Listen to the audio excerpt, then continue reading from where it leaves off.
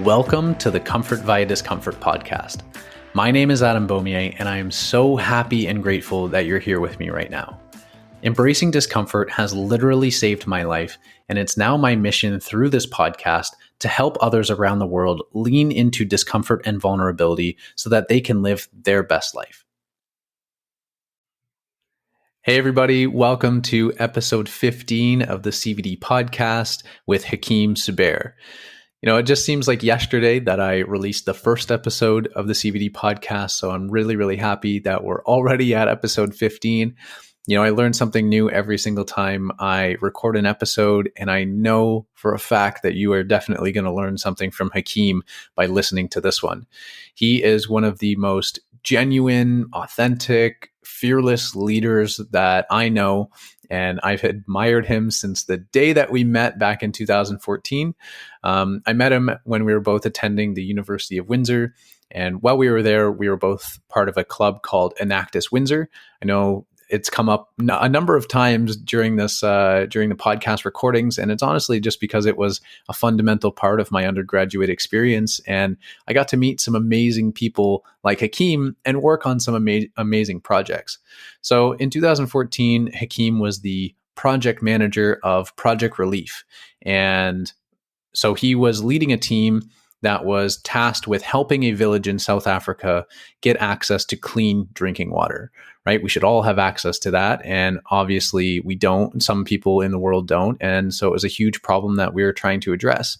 And in early 2015, I was actually the incoming project manager for Project Relief. So I was fortunate enough to take a trip to South Africa with Hakeem and two of his team members. And it is an experience that I will never forget. One, because it was really the first time that I went overseas. And two, Hakeem taught me so much in the short period of time that we were in South Africa. We were only there for 5 days, but he really showed me the importance of building meaningful and authentic relationships with people and really trying to understand problems from their perspective rather than just trying to come into the scenario, just presenting whatever solution we think is going to work. So he taught me so much. I've admired him since the day that I met him.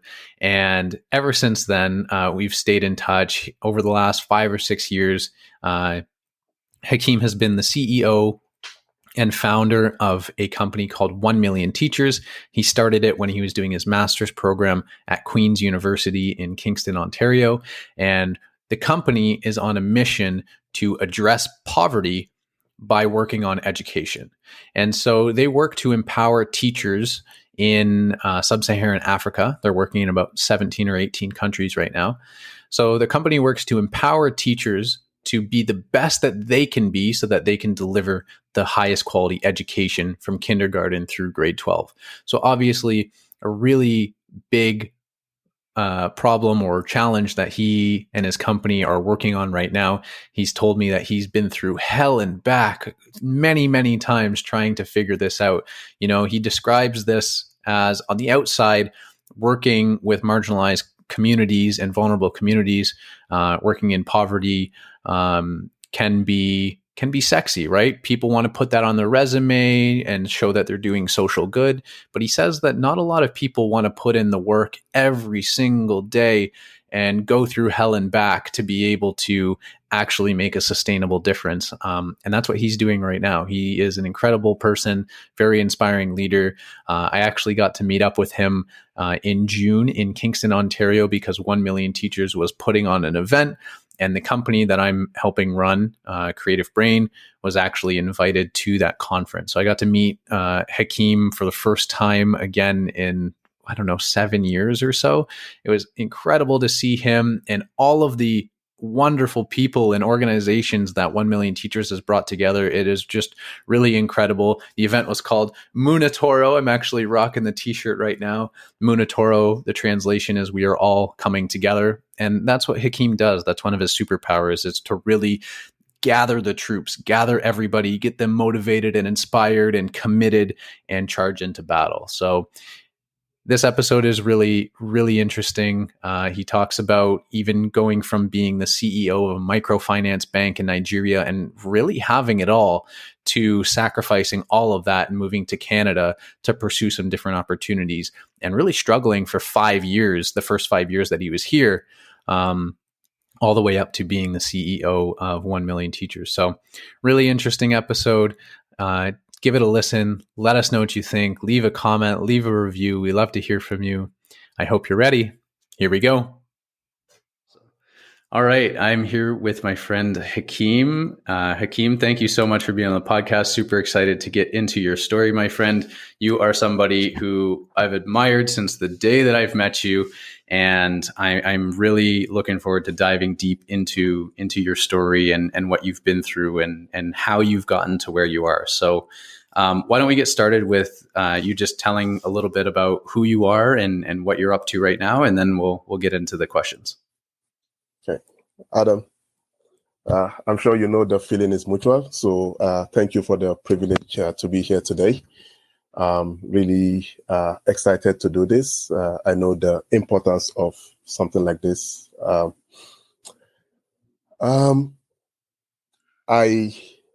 I am a co-founder and the CEO of 1 Million Teachers. We empower teachers through training and other support across sub-Saharan Africa. In addition to that, I teach at St. Lawrence College. In the past, I have taught innovation and change management, as well as artificial intelligence entrepreneurship. Currently, I teach global business environment. Also at Smith School of Business, I was a student advisor. This coming fall, I would start teaching a professional course, but targeted at the corporate sector at Queen's University around the SDGs. There is a lot to talk about, so I'm hoping not to spend too much time providing that background, but my journey to 1 Million Teachers, which is the core of what I do, this is what takes the bulk of my time, my waking moment, and even when I'm sleeping. It's a long story. However, I believe very passionately that the only way we can have a secure world, a better world, is by reducing poverty, widespread poverty. And the best way to reduce widespread poverty is that people are educated. They have functional skills to be able to live in a world that is rapidly changing. And how do you do that? Given all the paucity of resources, everybody talks about lack of enough resources with all the issues we have in education. I felt that working with teachers is the closest thing to a silver bullet. I know there is nothing like a silver bullet anywhere. It's just a lot of stuff that we can do to make a difference.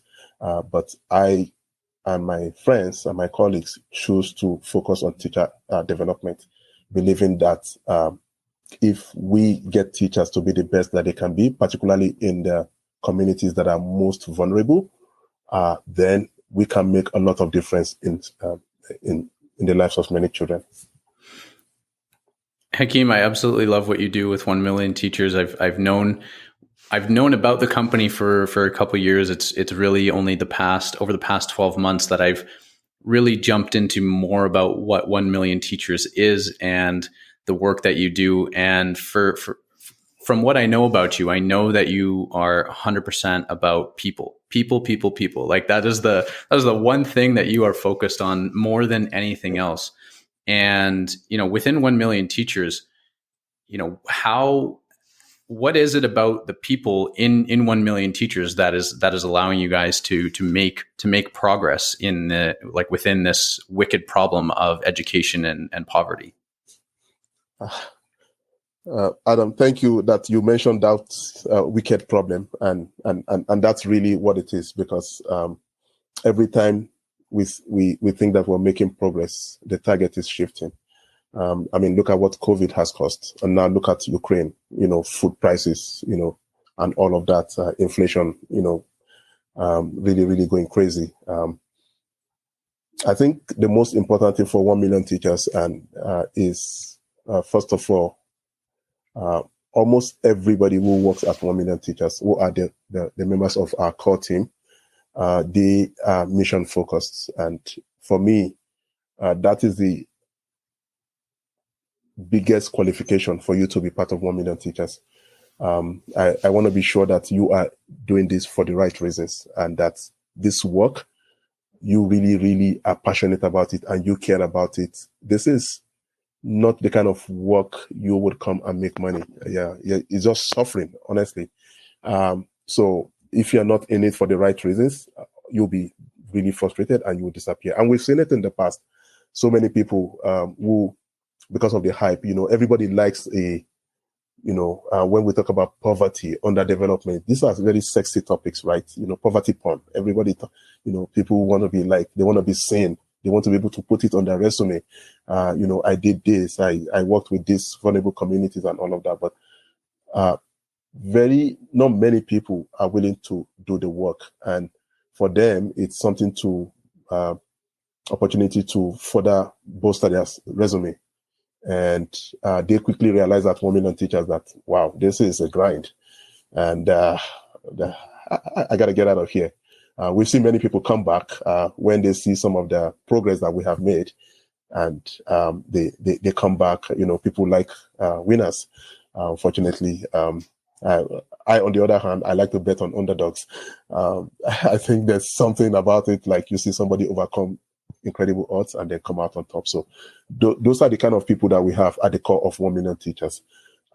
Just very, very passionate people. I guess that also has to do with me to a very large extent, because my passion, I think, infects a lot of people who are attracted to 1 Million Teachers. And I think I mean, this is a humble brag. I said I'll brag for you. I'll brag for you. Don't worry. What your passion 100% infects other people and allows you to gather people together and charge into battle, basically. And I remember back in 2014, the first time I ever saw you, when we were involved with Enactus Windsor, and basically trying to create entrepreneurial projects to solve some issues within our community. And you were leading this Project Relief, the only project in our portfolio that was international, and it was focused on helping this very vulnerable community in a village in Africa, and trying to help them to get access to clean drinking water. And I remember like sitting in a meeting and seeing you come up and talk about what you were doing.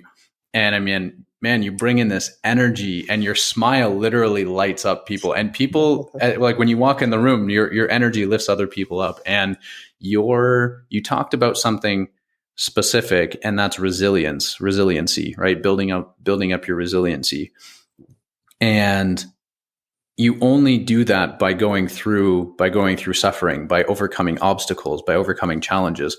And it sounds like even back in 2015, you were this person who's overcome quite a few things to be able to have this almost relentless drive to pursue this mission. And I know that it's present in 1 Million Teachers as well. So can you tell me a little bit about some of the things that you've had to deal with and overcome within this, I think, 5 or 6 year journey that 1 Million Teachers has been? Yeah, we will be on April 14th. Okay, so that's the day we registered 1 Million Teachers. By the way, it was initially easy access education. And long before I went to Queen's University for my master's, I had the company registered. It was about access, easy access. But, they said, what's in a name, right? So anyway, we became 1 Million Teachers. Long story short, I think more than anything, it's the Japanese people call it ikigai.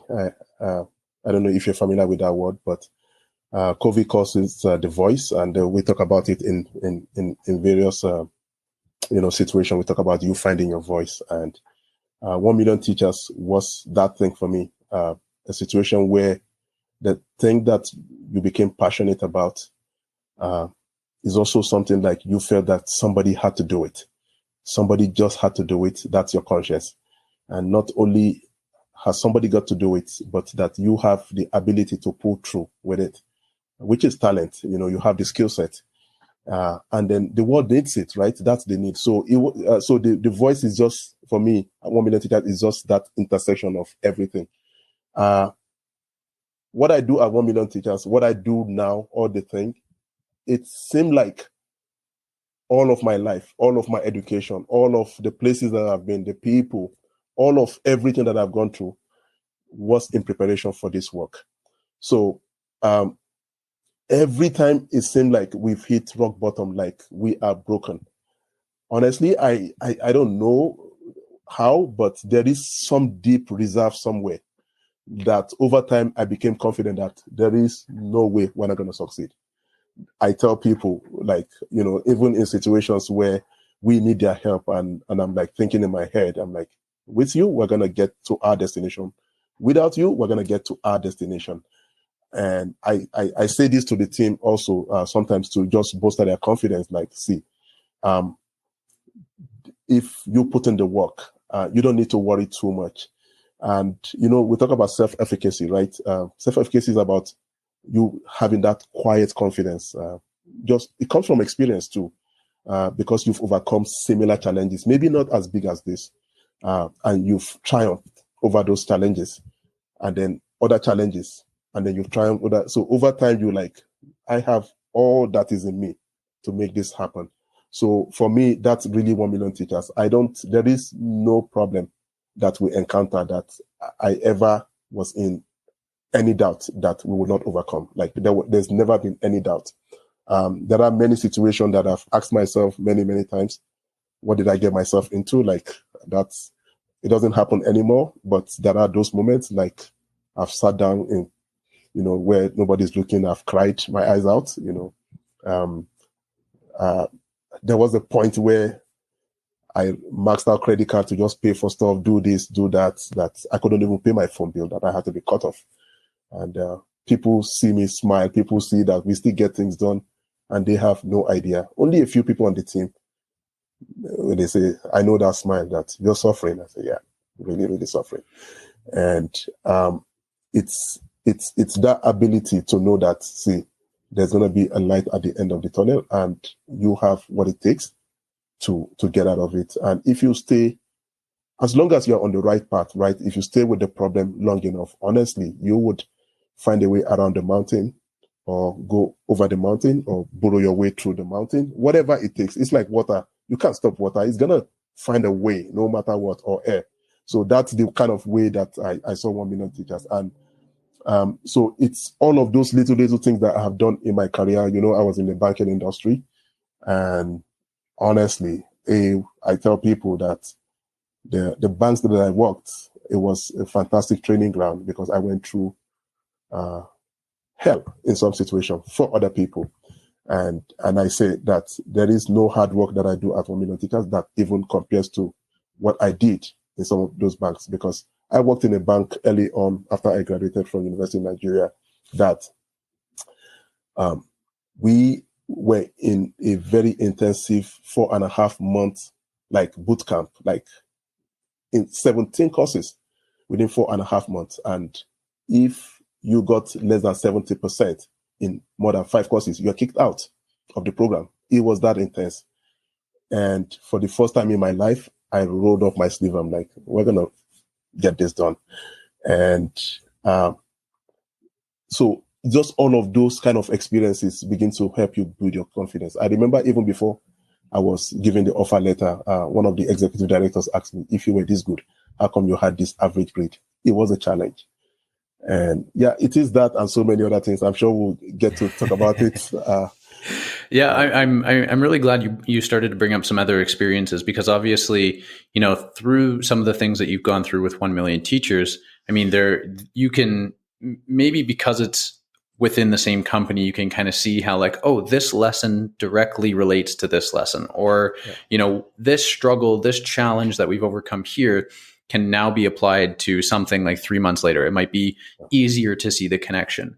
But what's really interesting is when we're able to look back at experiences that we've had earlier on in life and then connect the dots, saying like, wow, going through this like craziness in the banking industry when you were like, I mean, you did have a choice.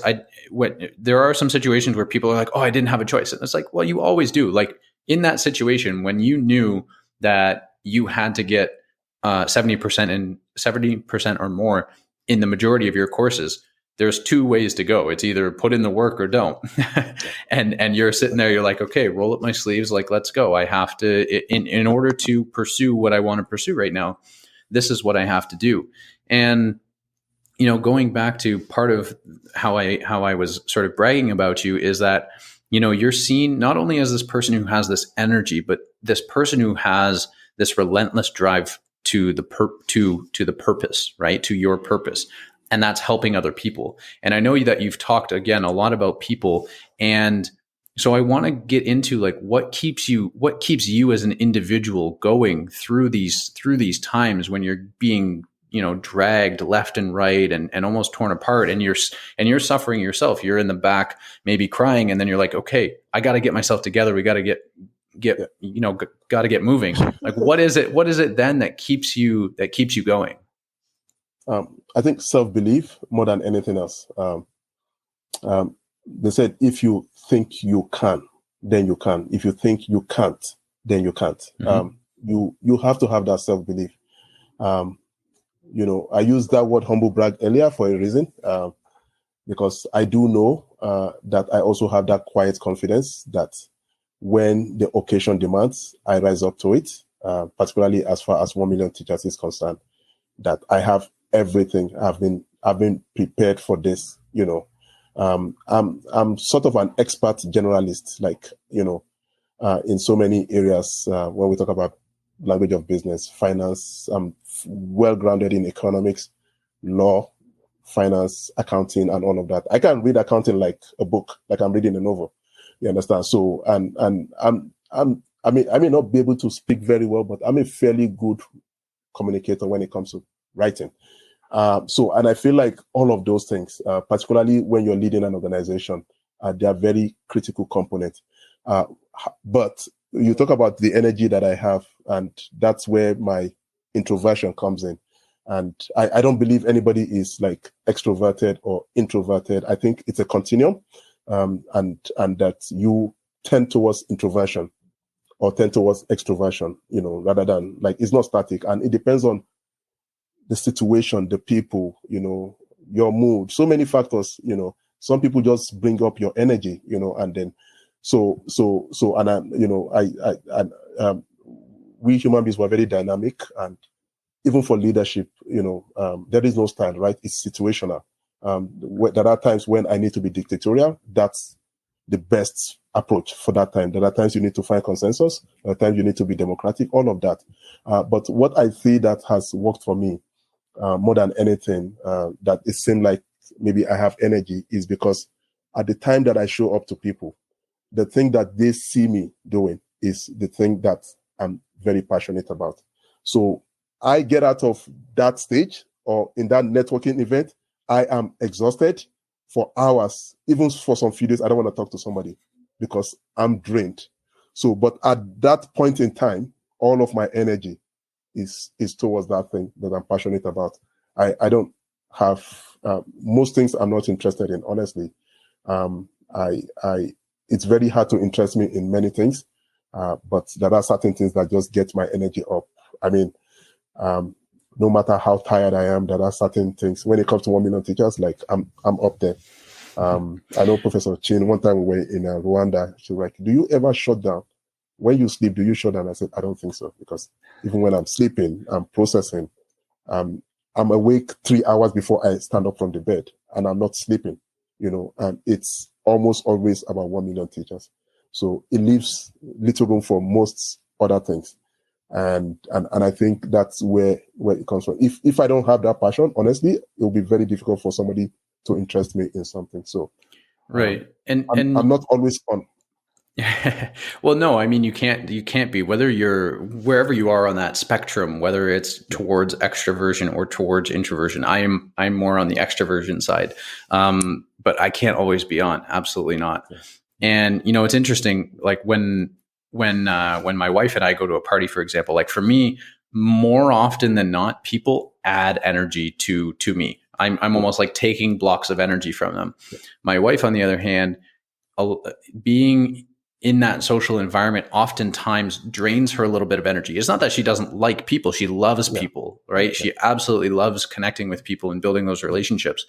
But she also tries to reserve her energy for the people that are most important in her life. And those are the people where, she will spend her energy on. But throughout the day, especially because she's a very emotional being, part of her energy is being expended. And so I totally understand what you're talking about when you're saying, even though I don't necessarily want to get on stage, like you, Hakeem, I know you're introverted. I know that you would rather stand behind the curtain and let everybody else have, be the face of the show and everything and for it to succeed. But there are times where your face and your voice and your presence is needed.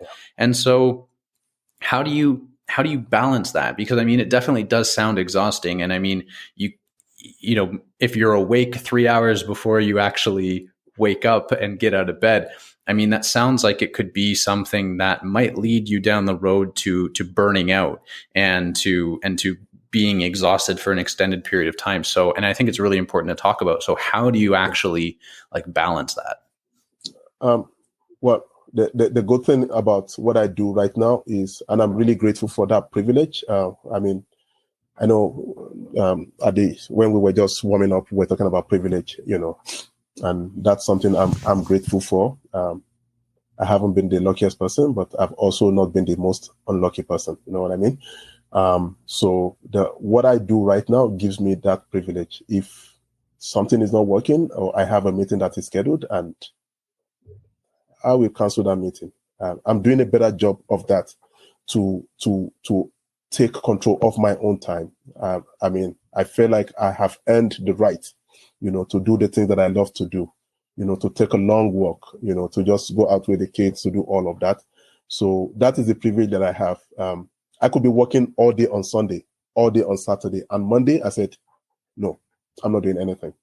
So those are the moments that I'm able to kind of, I'm not entirely, and don't get me wrong, people talk about work-life balance. I have a somewhat conflicted notion about work-life balance because my work doesn't seem like work to me, honestly. It doesn't seem like work. I get energy from just, thinking through all of these things I'm doing. I'm on the phone a lot. I'm chatting. I'm talking to the various people. It doesn't seem like work. So maybe that's the difference. But like I said, it's that privilege that I do have control. Nobody's gonna say you're sacked because you're tired and then you didn't show up for work because you worked so hard yesterday. So I'm grateful for that. Mm-hmm, absolutely. And earlier you had mentioned thinking of these relationships almost like a bank account, if I remember correctly. Do you want to touch on that quickly? Well, it's all about people in the end. We talk about organizations. They exist to achieve certain objectives, whether they are for profit or for not for profit. And you need people to make it happen. And even beyond organization, that are, like you are part of an ecosystem, a member of the community, wherever you find yourself. And you can only go so far if you're not collaborating, you're not working synergistically with other people. And why would anybody care about you if not the fact that they are emotionally invested in you? I feel like people would, there are situations where it doesn't matter what you do, people are going to be people.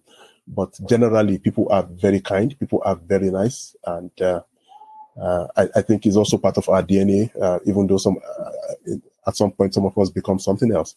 But generally, when people know that you do care beyond anything, I think they respond appropriately. And for me, I would rather focus on caring for people rather than getting them to do something with me. That's why I said the concept of emotional bank account is about giving. Keep giving, keep giving, keep giving. And not because you are giving so that you can get on the day that you need it, One, it's good for your health. You go to sleep better at night, and so many other feel good factors that are associated with doing something for other people. But more than anything else is the value that you provide. You're valuable to people. And if you have so much in your bank account, that means that on the day that you absolutely need it, it will be easy for you to take the deposit from the bank. Let me give you an example. The deputy managing director at the bank that I told you when we started training, he had a reputation for being very punctual. If it's 12 o'clock, he's there exactly 12. And if you know Africa very well, most part of Africa, there is what we call African time. It's horrible in Nigeria. People say, oh, something is supposed to start at 12, and then they will saunter in whenever, So in that kind of environment, when you have people who are so punctual, whatever they say, they're there, strong integrity. The way my learning facilitator then describes it is that people begin to make excuses for you. Adam, if I know that you are always consistent, you are always reliable, the day you deliberately not show up, I'm going to make excuses for you that, oh, maybe he's sick, or maybe his car had an accident, or something and something. But it will not be about your character. You understand? So that's really the way I see emotional bank account, where people will bet on you, even when on the day that you don't show up at your best.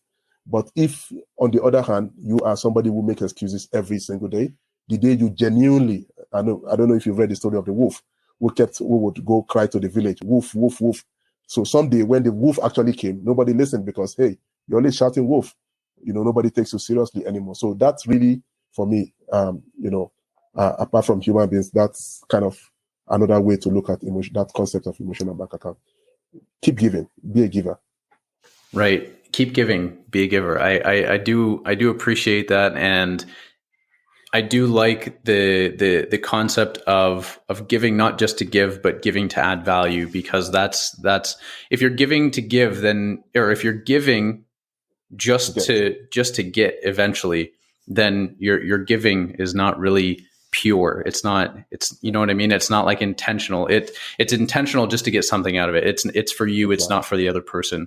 And that's quite interesting. And so, I mean, I see you also as this person who's very firm in their values and their beliefs, and in this almost integrity that you're talking about, in terms of, you want to be this reliable person and whatnot. And, I want to know if you've always been this way. Like, how did you come to be this person? Are there other experiences in your life that really stick out, that shaped you into this person that you are now, that allows you to lead with such empathy and such vision and such camaraderie, that allows you to tackle some wicked problems?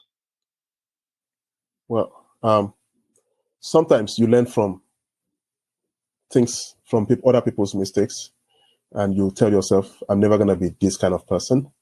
That is learning from other people's experiences. But I don't know at what point in my life that I became enamored with leadership books. I read quite a ton of leadership books.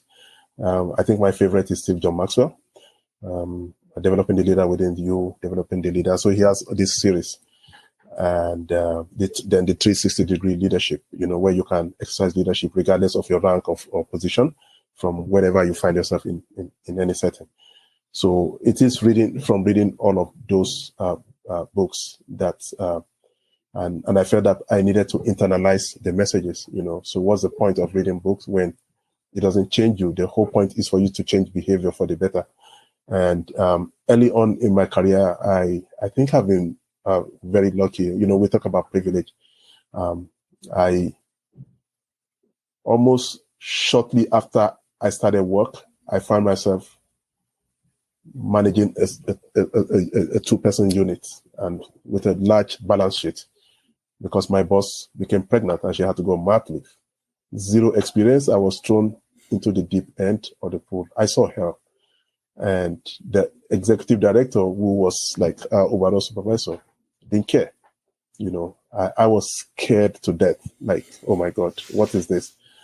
And first, I learned the importance of preparation at that time. I had always known it, I think, because I also attended some very competitive schools and very competitive programs. I think that's something that maybe I'll talk about a little bit, when it is needed. I'm a very laid back person, but when I need to crank it up, I kind of I crank it up. Like I'm able to step up to the plate sort of person when I feel it's important. So I pick my battles. Anyway, so being in that kind of situation, and then shortly after, I was asked to go run a retail operation in another branch, and I had people reporting to me, and it was my opportunity. First of all, most of the bosses that I've seen that I had that I worked with, based on all those books that I read, I just, wow, this is really toxic environment, to be in, and I didn't want that for anybody that worked with me. So I needed to develop courage. I remember one time I was denied promotion, yet I fought to make sure that the people working with me, I recommended them for promotion. If you're not going to promote me, if my own boss couldn't fight for me, if my own boss is saying, yeah, well, you did a good job and all of that, but if you did that, why can't you go out on a limb for me, but you are more concerned about, your own situation. I felt that I will be that at whatever cost, I'll be this person who sacrifices. So it was all of those things that I started practicing. I wanted to be better. I wanted to be better. And I think those books became very helpful. And then the fact that all of what I saw around me, I vowed that I would never be that to anybody who ever worked under me. And that people needed to be cared for more than anything. And if you care for them, it doesn't matter. They're not going to work for you forever. They're going to go away, but you leave them with fond memories about their experience with you. Mm-hmm. You talked about some important things there. You talked about being resourceful and taking in information. You're also talking about identifying like this toxic environment and being able to pick out like different parts of like who you want to be and who you don't want to be, which I think is pretty important. And so, in those moments, was there any sort of internal battle with yourself in terms of like, okay, you're at this almost fork in the road and now you see, okay, this person didn't, go out on a limb for me or, isn't willing to help the people around him. Was there any like internal battle of like what the right thing was to do? Because you talked about you didn't get promoted, but you still put up the other people for promotion. Was that something that was like automatic in that moment? Or was that something that you really struggled with and you're like, and it took you a while to figure out? There was never any conflict whatsoever. I think around that time I had become kind of confident about myself and the fact that I could literally pick up and leave and I'll find a job. I felt like with the kind of skill set that I had, with the kind of education that I had, getting a job, it wasn't going to be. And even before that, I've always had the notion of doing something for myself, being independent. Sometimes they say when an environment is not suitable for you, you want to go out to create that kind of environment. So imagine that joy you find, to be able to leave all of those values, those dreams, create your own thing and inject it, infuse it with all of this, sometimes it can maybe just idealistic notion, but I mean, if there are no ideals, how do we even, navigate life and be really, really satisfied? I mean, there has to be something that really fits our soul. So for me, I'd always wanted that. However, I didn't tell you this before, but I worked for another bank and it was terrible. I got to a point where you have a boss who felt that they needed to put you down because you were getting accolades, Because you were getting what, sorry? Accolades, okay. Accolades, people recognize you within the bank that, yeah, you almost like was the engine room of a lot of the technical work that went on at the bank. And then, so as people are talking, oh, Adam is this, Adam is that, you don't even realize that they are creating problems for you, so you begin to make other people feel insecure. So a time came, it became hellish for me. And, I would wake up in the morning, I'll be in panic mode. I stopped enjoying going to work, and it got to the point where I'm like, yeah, time to resign. There, sorry, I want to jump in here because there's two things that I think are really, really important. One is this experience that you're talking about right now in terms of where being recognized in this environment that you're describing was actually a bad thing because it led to other people almost like putting a target on your back, and led to your manager or other people sort of stepping on you and putting you down, being like, no, you can't, you can do good work, but not that good, sort of thing. And the other important thing that I want to touch on afterwards is you said that there was this time where you had gained this confidence where you had said, because of my experience, because of my skills, I could go out and get a job anywhere. Yeah. And I think that that's so, so powerful because you're in this moment where you're like, you almost give yourself permission to be 100% yourself in that environment because you realize that it's almost disposable. Yeah. It's almost like, I'm going to be 100% myself here. And if it doesn't work out, then I'm not meant to be here, and I can move on, and I can either go to another company or create something new, which I think is amazing because, again, that's a moment where you believe that it's a two-way relationship. It's not, I need to do everything that the company says and just nod my head and put up with the bull crap, like the BS, and just do what they say and survive. You're now in this mindset where you're like, no, I'm going to speak up because I know something's wrong. And if you fire me because of that, at least I have my integrity. Yeah. At least I have my values, and we did not work out because the values were misaligned.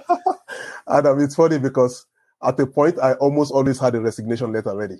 Like I'm ready, like just print and just drop, and off I went. Like I had it like at a point, almost always. And it's very, very important. I always tell people about having options. You need to have options so that way you don't become slavish to other people's and their shenanigans. And you probably see that the whole concept of 1 million teachers is what we're trying to do. That, particularly teachers who work in private school, that you need to be so empowered. You need to have that self-efficacy. Like, you can say your truth with quiet confidence, be assertive without being insulting, and you with the confidence that you can walk away anytime and you will still find something no matter what. And that's because a lot of them in that particular part of the world, they have been put down so much and they don't know how to self-advocate, and sometimes they even shrink because they feel like they don't belong up there. 100%. You understand? So for me, I'm like, you need to have that option. Like, people will be fighting like at any one time to get you. And once you get to that point, honestly, that is when you're really, really free. And for me, that was what I aimed for. I became afraid at some point because after I got married, I couldn't take those kind of risks. I left my job the month that I got married. And normally people would expect that, wow, now you have all of this responsibility. Why would you do something so foolish? But the pain was greater than, the pain for staying was greater than whatever I was afraid of to go outside. And it got so bad. I traveled to the UK for a month just so that my parents won't put me under pressure. By the time most people heard about it, I had already resigned. I swallowed my vomit, sort of, because when I started the consultancy work, the training and all of that, I ran out of money, my savings, shares, everything. So I had to go back, swallow the humble pie to get a job. It was one of the most humiliating experiences of my life because there were many people who were my colleagues who sniffed at me like, you think you can do this on your own and all of that? Now you're back. It's very humiliating. So the second time around that I got that opportunity, I vowed that never again. You understand? So to some extent, 1 million teachers gives me freedom to some extent. It's a freedom that was really very expensive for me. Involved a lot of sacrifice. I feel bad for my kids. Fortunately, they're still very young, so they don't know any better. Now they know better, but then at least about almost 5 years ago now, it was a different thing. So would I do it now? I'm not so sure, honestly. Would I have the courage?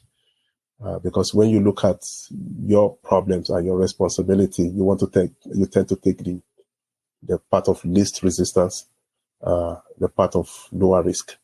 So right, more calculated risk. So the calculation would be different now than it was 4 or 5 years ago. And then what I did that time, I was absolutely foolish, like really, really foolish. Well, I do want to ask you about that because I think this could be really interesting. When you said that you left your job the month that you got married, I know you mentioned quickly, and correct me if I'm wrong, but you mentioned quickly there was pressure from your parents. But how was that conversation with your partner? Like how did that go? And was there resistance there, or was this something that was like decided on almost together? Or like how did that play out? How was the support and the conversation between you two? We were actually going to get married. It was a shock for everybody. But I had gotten to the point where, honestly, it was like, are you with me? Are you without me? I'm doing this kind of thing. Like I didn't leave room for any kind of, it was just enough. And I felt like I had to leave in hindsight. Right. And was that because the pain at the job was just that bad? Where you had already put up with it for so long? You're like, I need to do this. And if you're going to support me, then let's go together. If you're not going to support me, then I guess I'm on my own type of thing. Yeah. It was more like an ultimatum. Like, see, this is it. Like there is, and we talk about, living a very difficult place and, discomfort. Sometimes when the pain becomes too much, you won't care about, anything. So yeah, you can only put up with so much. And I mean, I even saw this graph or this visualization today that was talking about your comfort zone and then your fear zone and your growth zone. And I think there's one zone that's missing, and then it's almost like this burnout zone that's on the far side of it, because it's almost, you can only take so much until you need to get back, because like being outside of your comfort zone 100% of the time and having that fear response, that fight or flight response, is not healthy for your body. And so you do need to find this type of balance. And it's interesting because I mean, I also experienced that with the last job that I had, where you're almost put down to a point where, for me, like I lost my creativity. I was just like, okay, like I'm no longer connecting the dots anymore. I'm in such like a brain fog is the way that I describe it. And there were multiple times where, same as you, I had this resignation letter ready to go, but the calculation, right, the calculated risk, it just wasn't worth it at that given point. And then eventually it was, okay, I have to do this, or I'm just going to be stuck here type of thing. And so I totally understand what you mean at that point. And what's interesting is that when I was in like 2015, 2016, like I was very much like you, where it was like, when I'm going to interview with a company, like I'm interviewing them as well. Like I need to make sure that this is like a mutually beneficial thing. And it for me, I was in that mindset of I could go get a job anywhere, right? But then as I got older, like I always thought I would have that mentality. But throughout 2020, 2021, when shit was hitting the fan with the pandemic and everything, that's when the calculation changed, because I didn't have that same type of confidence or mindset that I could just go out and get another job, because everything was shutting down. So totally understand the calculated risks and whatnot. And Yeah, I think what you're telling us here is truly just quite interesting in this, in when we're talking about whether or not you were, taking, whether or not you stay in this environment or you go out and do something else. And how, like, what part of this did you take with you, or did you take all of it with you when you went through, to your next thing with Queen's University and with 1 million teachers? Like, did you, when you said that you were taking, you said that there was an environment, this toxic environment that you didn't want to be in anymore, and you wanted to almost create your own environment. Was that what 1 million teachers was, or was there something else for you? Well, it's what 1 million teachers became, right? I didn't get to do all of that before we relocated to Canada, and that was in 2012. So, and I'm like, wow, we left everything behind, starting all over. I don't know if I ever mentioned it to you. I was CEO of a microfinance bank. I did not know that. No. Yeah, yeah. After I left another bank, so I was headhunted. Yeah, I was, and had two drivers. My wife had a driver. She had a clinic. So she converted the downstairs of the building we were living clinic. We had our school. She was also working for government. I remember even when she didn't want to come to Canada, and leaving all of those behind and starting from zero here, it was I think for almost 5 years, we struggled here. Initially, we were funding our lifestyle in Canada from what we had in Nigeria, and then it became unsustainable. Everything dried up. The school collapsed because we were not there, and everything just went south. It was probably the most emotionally draining period of our lives. I think between 2013, all those times you see me smiling at New Windsor. Yeah, I was going through that hell up till when I got to Queens. But I coming to University of Windsor was like a restart for me. I wanted to get into the system. I wanted to understand the system, and I wanted to do it in the safety of an academic institution. Things are a bit slower. There is less pressure. Even though people have questioned, why do you need to take another degree? This and that, but they didn't understand that I needed to rebuild, and I needed to. And it wasn't about the degree. It was about the process. Yeah, it was a process. As you know, I mean, I was involved in Enactors, for example. I was involved in some other things. It was very conscious. It was very deliberate because I needed to do that. A lot of the things, they were things that I never had problems with, but I needed to go through that process. So at about the time I think I spent just about 2.5 years at Odette because I kind of rushed everything to graduate. So I was thinking about, now what's the next step? And as around that time, I'd also gotten disillusioned that somebody coming at my level, fighting for entry positions in Canada, like I don't even know where to start from, and nobody cares, right?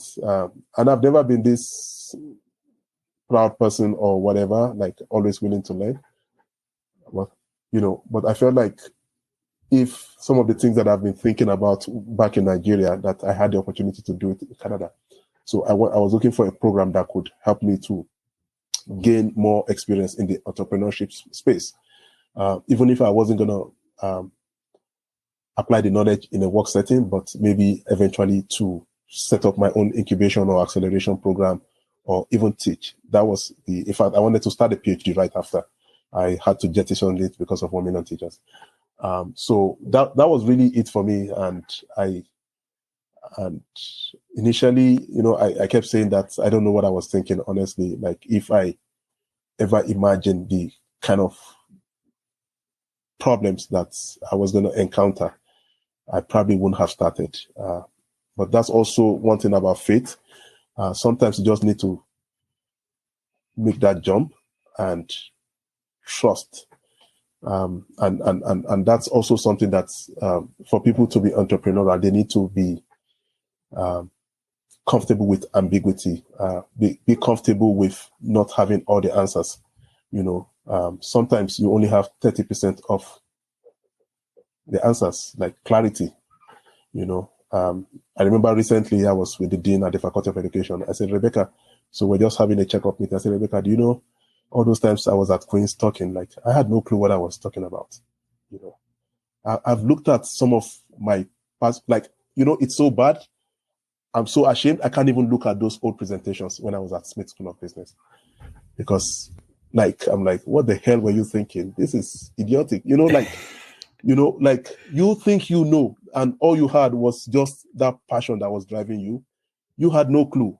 It doesn't matter how much research you've done before that. It was my master's project, for God's sake. So it's not for lack of knowing the space. It's not for lack of knowing the players. It's not for lack of being operating there because we used to run a school. But yet,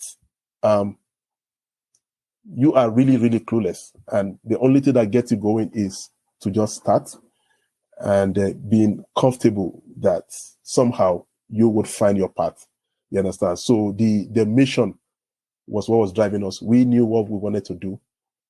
In terms of exactly what we needed to do to get there, it evolved. And it was based on so many conversations, so many iterations with people. You talk to a school owner, they say, hey, why don't you do this? Why don't you do this? You say, okay, that's a good idea. And then you sit down like, okay, it's just all of those things that happen over time that got us to. And then you get to a place where you have product market fit and like, yes, nailed it. Like now it's time to begin to ramp up. You understand? But it takes a while. So 1 Million Teachers also gives me that freedom. It gave me that opportunity to do all of what I'm doing right now. I could have left Smith to go get a job like, most people. A lot of people, the program is supposed to be for entrepreneurs, even though it's an academic practical program. But I stubbornly stayed the path. And every time I kept asking myself is, when are you going to give up? You understand? And then I look back, I look at all the mountain of debt that I had accumulated, all the credit cards to just keep things going. Like, man. And then you look at the people that you're trying to support. I don't want to use the word help, that you're trying to support. And you look at the people who have also gone out on your behalf to champion you. That would be really disappointing. So you ask yourself, when do you draw the line, close the curtain, and like, okay, this is done. This is not going to work. But, some at the most difficult stage in our life was also the time that we started seeing the glimmer of hope. That's quite interesting. Yeah. I mean, it's the time when Queens came on board to support us was also the time that I was literally dead, like gone. Yet they never saw all of these things, and then, you have angels in your life, people who, some of them are in Windsor. Here is $20,000. Here is $5,000. Keep going, people that you cry to for help. And I told them, I said, one day we'll get to tell these stories. People don't even know who they are.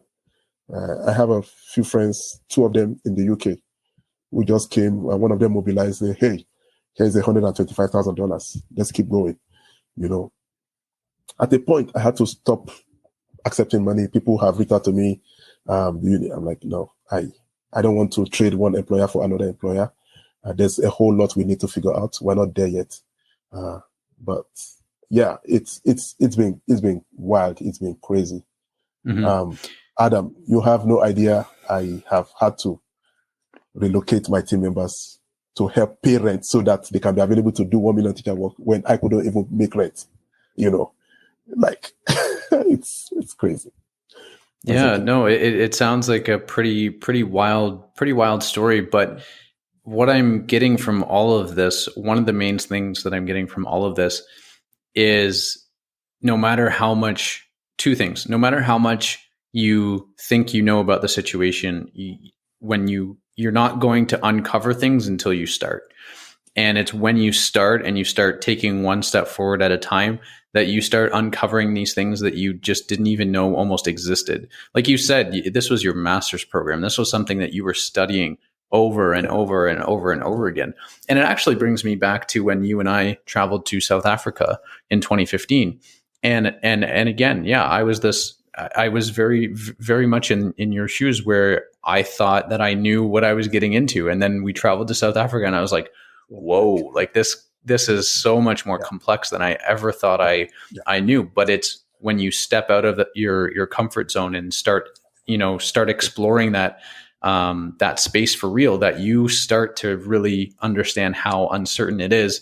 And the only way forward is to take a step forward. And I remember hearing this sort of little story, or the way that I really think about this is almost like driving through the fog, right? When there's a thick fog in front of you, you can only see, let's say, 10 meters in front of you, right? Exactly. 10 meters in front of you. You can't see 100 meters or 1 kilometer in front of you.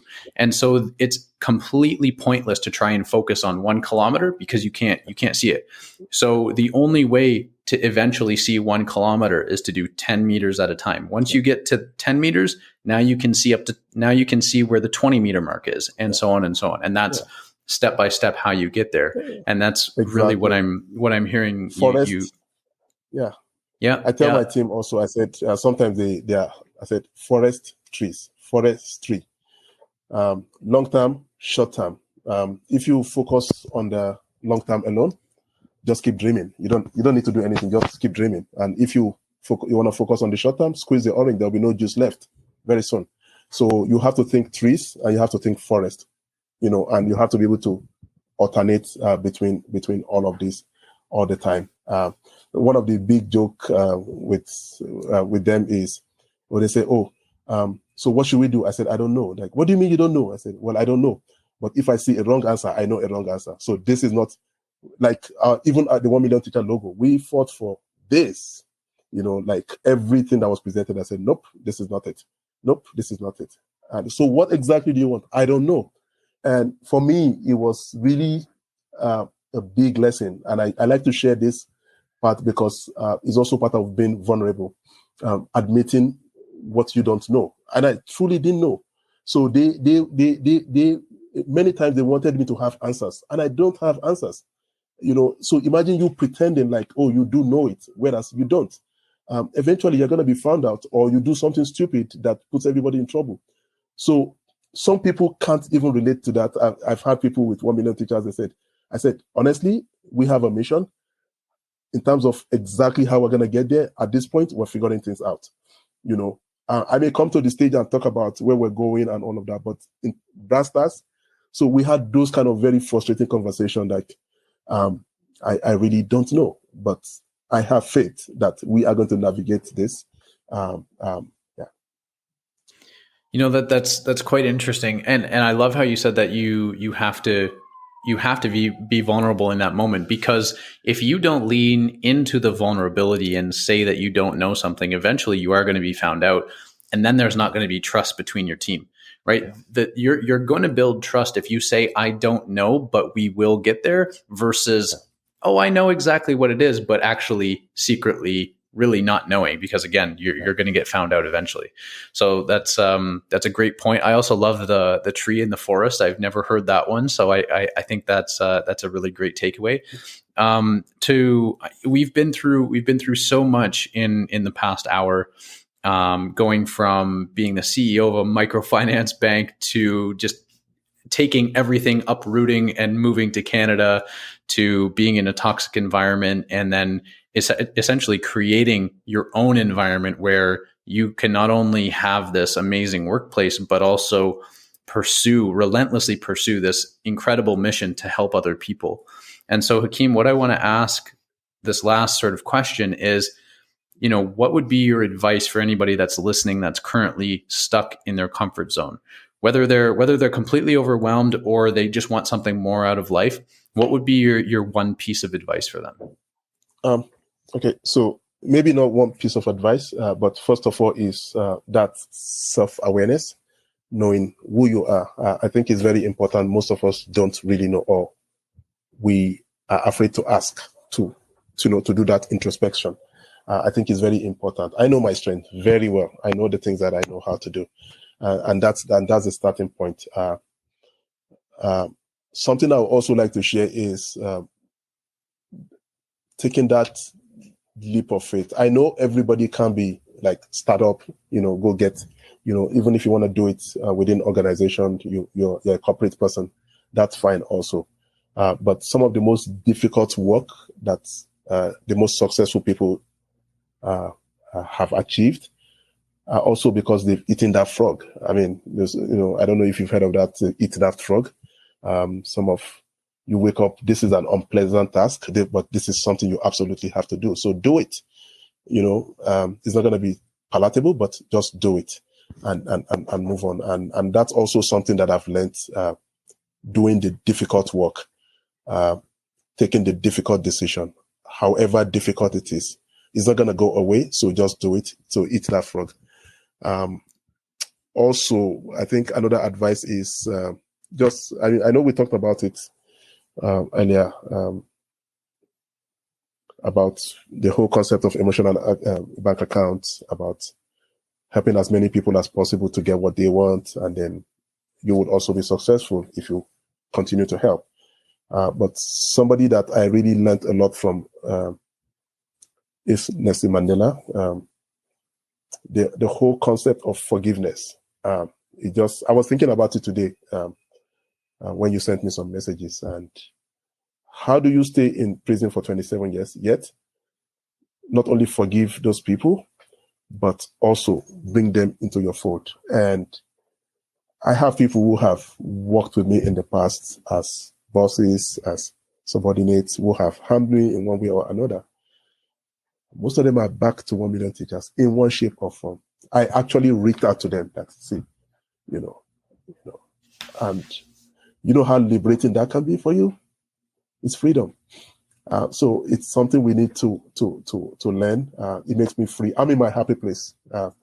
If you ever hear me complain that 1 million teachers, this work is too much, or I'm sick and all of that, just take it that this is the ranting of a privileged person who, but what I'm saying is that I'm actually in a very happy place. I'm doing what I feel like my purpose is in life is, and that everything that all of my life is preparation for this work. So, yeah. Those are great pieces of advice. I love the eat the frog. I've never heard that one before. I've heard things similar, but eat the frog is interesting. Eat that frog. Yeah. I think there's a book, somebody titled it, Eat That Frog. Yeah. Well, that's what I'm going to title this episode, Eat That Frog. Awesome, Hakeem. Well, thank you so much, man. This has been a journey. And what I appreciate most about this is the fact that, I get to learn even more about you and how you've gained this confidence and the experiences that you've been through that have really made you this person. And I get to learn from you. I get to learn from you and take little bits and pieces away from this and apply it to my own life. So thank you so much for sharing. Thank you for being vulnerable. And thank you so much for being on the Comfort via Discomfort podcast. Thank you, Adam. It's a two-way street. So thank you for the opportunity. Every time I get to share, I have clarity. So, and thank you for being such a great conversationalist and, bringing all of this out. And I've always admired your brilliance. The parts that I didn't know today was what you told me early on. Like I had no clue. I just saw this uber high achieving person, like just, that I wish I was if I was, in your position. And I just didn't know. So, there's a lot that we don't know about people, right? And it's not until we lean into that vulnerability that we really understand who each other are and what we've been through and whatnot. And we can learn from each other and really connect from each other. And I think we've connected a little bit more today than we have, previously. And I really do appreciate that. And I love talking to you. I learn from you every time. And again, really appreciate you, man. Thank you. Thank you, Adam. Thank you so much for listening to today's episode. I hope you really enjoyed it and that it inspired you on your journey to living your best life. Now make sure to check out the show notes below for a rundown of today's show with all the important links, such as where to find the guest online and important resources that they may have mentioned. Also, make sure to share this episode with a friend or family member and subscribe so you get the notifications when new episodes are released. I absolutely love hearing feedback from you guys, so I encourage you to share a review on the platform you're listening on and let me know what your biggest takeaway was from today's episode. Now it's time to go out and build the life of your dreams one step at a time. And remember, the only way to be comfortable is to be uncomfortable first.